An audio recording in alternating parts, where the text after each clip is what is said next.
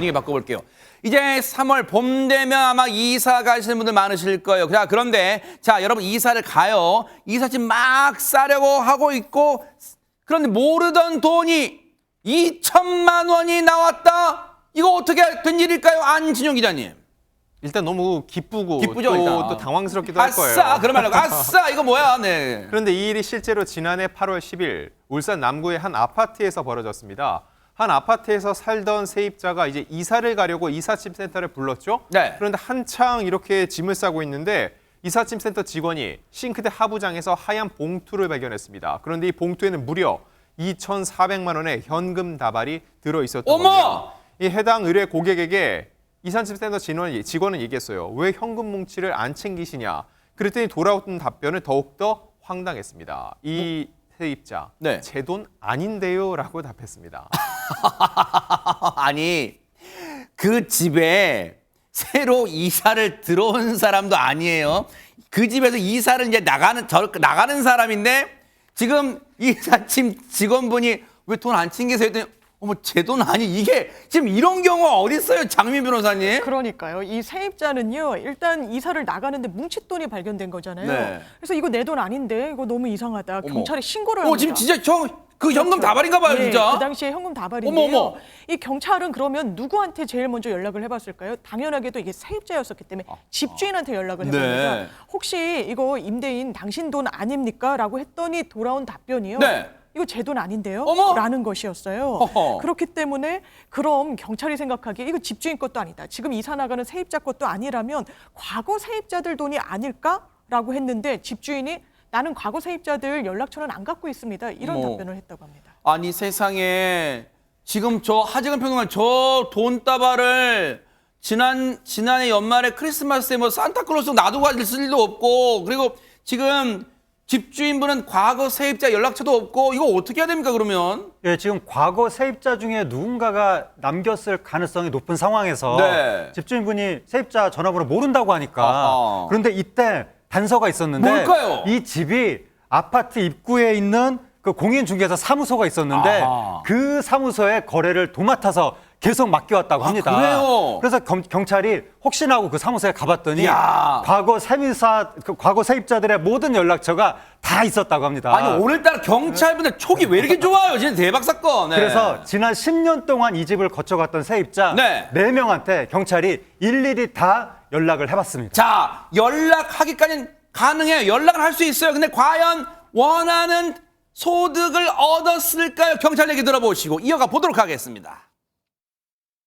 이삿짐 센터 분이 물건을 다 빼면서 박스에 정리하는 과정에 싱크대 밑에 깊숙한 곳에서 현금 뭉치를 이제 찾아가지고 봉투 속에 있으니까 버려야 될 물건인지 무슨 물건인지 내용을 보니까 다 현금이었습니다.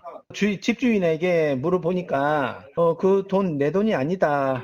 6개월 내에 그 소유자가 권리를 주장하지 아니하면 습득자에게 소유권이 돌아가거든요. 이걸 꼭 주인을 찾기 위해서 저희가 이제 신경을 좀 쓰고 있었습니다. 공인중개사 분에게 부탁을 해서 세입자들 연락처를 4명 분을 다 확보를 했죠. 아니 그러니까 우리 이종문 계장님도 참 이 방송을 아시는 분이 이제 감질나게 하시는 거죠. 그러니까 연락을 해 보셨다는 건데, 그러니까 연락을 하셔서 김현주 평론가님 주인분을 찾으셨을까 그게 궁금하단 말이에요. 조금만 기다려 보세요. 어머머머, 네. 차차 풀어드리겠습니다. 네. 이제 4분이 이제까지 이력이 있어요. 네. 이 집에 산 이력이. 근데 그 가운데 2분이 아하. 현금을 보유했을 가능성이 있는 분으로 압축이 됐어요. 아하. 그러니까 일단 50%가 야, 되죠. 이거네. 뭐 경연대회 불타는 트롯만 경연대회도 아니고 이거네. 네, 첫 번째 유력 후보는 이 해당 집의 3번째로 세입자였던 분이었습니다. 아하. 50대 남성인데 네. 본인이 아버지께 현금 250만 원씩 용돈을 드렸었는데 이걸 아마 현금으로 모아두시지 않았을까라는 얘기를 했기 때문에 가능성이 있는 거예요. 네, 마치 공약 발표 같습니다. 전 아버지가 사셨는데 아버지께 매달 250만 현금 드렸습니다. 아버지가 모아두시는 것 같습니다. 제가 당연히 그 돈의 주인인 것 같습니다. 공약 발표하셨어요. 네.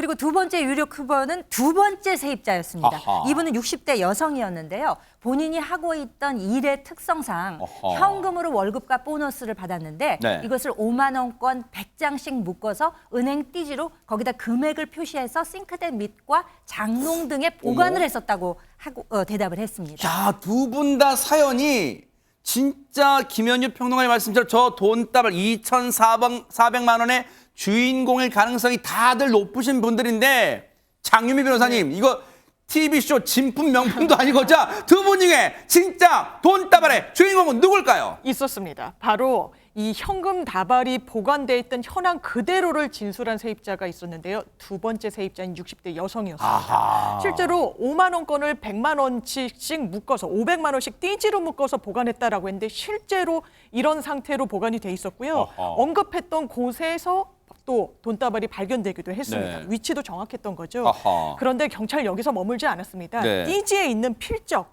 이게 실제로 이 60대 여성의 필적과 맞는지 필적 조회까지 했는데 일치한다라는 감정 결과가 나왔습니다. 야. 그래서 지난해 8월에 첫 신고가 들어간 이후 지난달에야 결국 경찰의 노력 끝에 이 돈다발이 주인을 찾아갈 수 있었습니다. 아하, 일단은 돈다발의 주인공을 찾았다는 거에 일단 안도의 한숨을 내쉬게 되는데 아니 근데 앞서 막 1대1 데스매치처럼 경쟁하셨던 박성회 변호사님 그 아버지가 자신이 들인 아들이 들은 용돈 좀 모아두신 것 같다 말씀하셨던 그분은 그럼 어떻게 된 거예요? 이 경찰이 세 번째 세입자인 50대 남성에게 다른 세입자가 현금 보관 상태와 위치를 정확하게 말한다고 전달했더니 이 남성 아버지께서 모아둔 돈은 아닌가 보다 이의 없다면서 큰 문제 제기는 하지 않았다고 합니다. 하하, 참 이분도 선하신 분이에요. 그거 내 돈일 수 있는 건데 왜 나는 내 주장을 안 받아줘요? 할 수도 있잖아요. 근데 어쨌든 아닌가 보네요. 참 이렇게 또 인정하셨어요. 관련해서 경찰분도 이번 일을 처리해 드리면서 뭔가 느낀 것도 많으실 거예요. 경찰 입장에서도요. 얘기 한번 들어보시고요. 이어가 보도록 하겠습니다.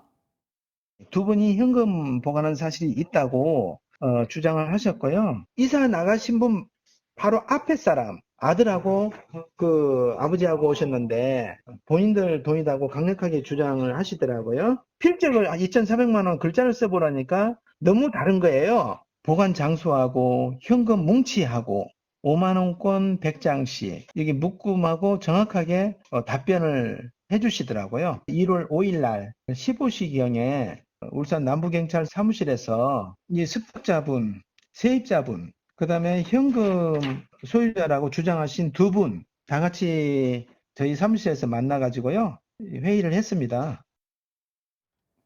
참 진짜 보기 드문 광경이 벌어졌어요. 그런데 글쎄요, 이런 생각은 또 갑자기 들어요. 장유미 변호사님. 네. 어쨌든 그 생각지도 않았던 2,400만 원을 받게 된 돈다발 주인도 모르고 있던 그분 입장에서는 어떤 횡재 느낌이 있을까요? 완전히 있을 것 같습니다. 왜냐하면 정말 묵혀놨던 돈이에요. 2016년 12월에 이 세입자가 이사를 갔다고 합니다. 무려 한 7년 동안 이 돈의 행방도 몰랐고 내 세상에. 돈이라고 생각도 못했는데 아이고. 2,400만 원이라는 정말 적지 않은 돈이 딱 내 눈앞에 떨어진 건데요. 네. 실제로 유실문법에 따르면 이 부분 내가 잃어버린 돈이 있다면 5에서 20% 정도는 이 부분을 이 찾은 사람에게 보상조로 지급을 하도록 돼 있습니다. 네. 그런데 이 현금 주인 60대 여성 20% 상회하는 25%를 지급을 해줬는데요. 네. 600만 원입니다. 이 보상금을 처음에 이삿짐 센터 직원에게 300만 원 줬고요. 또 신고한 세입자에게 300만 원, 총 600만 원을 줬고 어머, 어머. 또 이런 뜻을 전했다라고 해요. 내가 이 돈 사실 내 돈이 아니라고 생각하고 있었던 돈이기 어머, 때문에 어머. 나 정말 어려운 이웃을 위해서 돕고 싶다라고 해서 사랑의 열매를 통해 가지고 기부를 한 것으로 전해지고 있고요. 이 일련의 과정을 전부 지켜본 경찰분들은 양심에 따라 신고해 주신 시민분들께 정말 우선적으로 감사드린다고 밝혔습니다. 아니 오늘 왜 이렇게 마음이 훈훈해집니까? 이분 정말 천사시네요. 그냥 생각지도 못했던 2,400만 원 얻었다고 와 정말 이 꿈에 벅차서 있을 줄 알았더니 세상에 거기에서 또 조금씩 떼서 애초에 신고해 주신 분들의 그것도 수고에도 답례를 해 주셨네요. 정말로 애초에 그 이삿짐 센터 직원분 있잖아요. 선하신 분 같아요. 왜? 사람이 견물생심 생길 수도 있잖아요. 그런데 어쨌든 신고를 해주신 덕분에 원래 주인을 찾아간 거 아닌가 그런 생각을 해봅니다. 모든 분들 훈훈한 얘기 전해주셔서 감사의 박수를 보내드릴게요. 보고 계십니까? 대박 사건. 네, 안녕하십니까? 김명준입니다.